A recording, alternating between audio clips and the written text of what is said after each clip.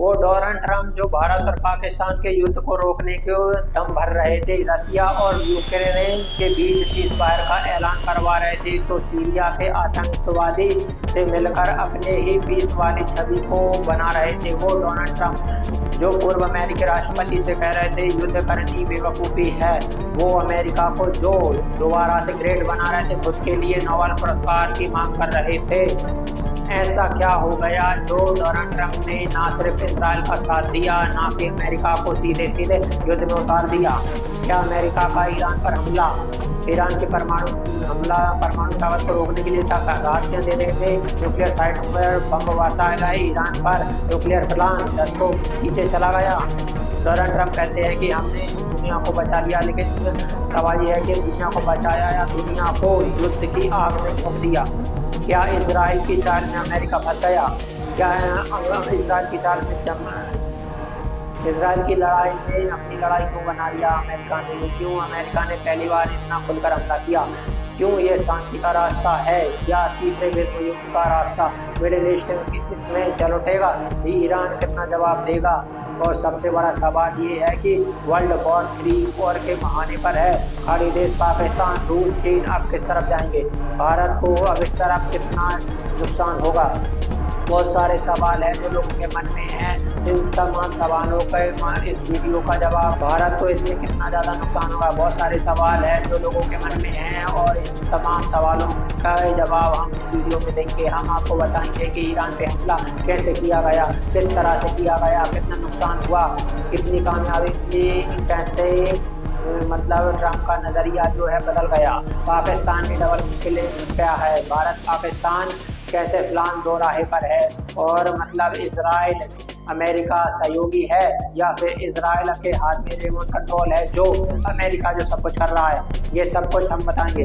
लेकिन सबसे पहले बताएंगे कि हुआ क्या था, क्योंकि 22 जून को जो कुछ हुआ था उसके बाद कहने के लिए कुछ दुनिया को हैरान करने वाला था। भारत में जब लोग सो रहे थे तब अमेरिका वॉर रूम में हलचल थी। अमेरिका के राष्ट्रपति डोनाल्ड ट्रंप ने एक आदेश दिया, ईरान की परमाणु शक्ति नेस्तनाबूद कर दिया। उसके बाद जो कुछ हुआ वो इतिहास में दर्ज हो गया।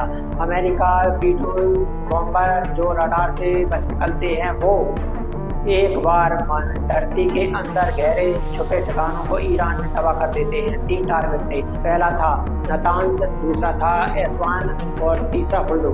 ये वही जगह है जहाँ पे माना 3 टारगेट थे, पहला था नातान्स, दूसरा था एस्वान और तीसरा फुल्डो। ये वही जगह है जहाँ पे माना जा रहा था कि ईरान ने अपने सबसे आधुनिक सेंट्रीफ्यूज लगाए थे, जिनमें कुछ स्तर का यूरेनियम समृद्ध किया जा रहा था। 30,000 पाउंड वजनी बंकर वस्तुओं में उस तहखाने को तोड़ डाला जो कंक्रीट और चट्टानों के पीछे 200 फीट गहराई थे। मतलब फॉल्डो साइट को तो ऐसे समझा जा रहा था कि कोई परमाणु हथियार तोड़ सकता है, लेकिन डोनाल्ड ट्रंप ने बिना परमाणु हथियार के संदेश दिया कि अमेरिका के पास वो ताकत है जो नामुमकिन को भी मुमकिन कर सकती है।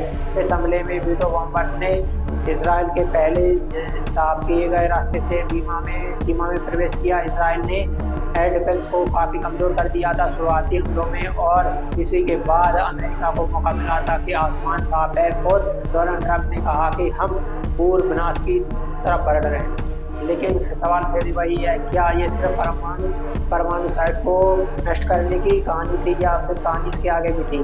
सवाल ये भी है कि वो ऐसा कौन सा हथियार है जिसने जमीन के अंदर 200 फीट जाकर नेस्तनाबूद कर दिया उन ठिकानों को? ये जहाज है अमेरिका का B-2 स्टील्थ बॉम्बर। कहा जाता है कि इसे रडार भी नहीं पकड़। ये विमान खासतौर पर रूस के खिलाफ बनाया गया था। फिलहाल अमेरिका के पास B-2 है। अमेरिका में किसी भी देश को ये बेचा नहीं है। ये इकलौता विमान है जो 30,000 पाउंड को बम्पर को दाग सकता है, 200 फीट गहरे जमीन में घुसकर धमाका कर सकता है। अमेरिका ने खासतौर पे इसे ईरान और उत्तर कोरिया के अंडरग्राउंड बंकर के लिए बनाया था और अब ईरान पर इससे हमला कर दिया।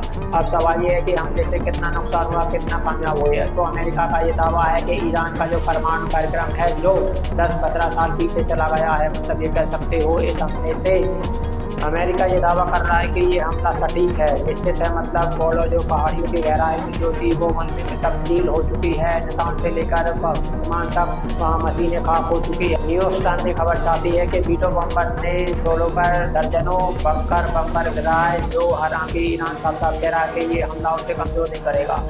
ईरान कह रहा है कि अमेरिका ने दुनिया को बेवकूफ़ बनाया होगा। जिस साइड पे हमला किया गया वहाँ से कोई रेडिएशन यूज नहीं हो रही थी। ईरान दावा कर रहा है कि समृद्ध यूरेनियम पहले से ही सुरक्षित जगह पे था।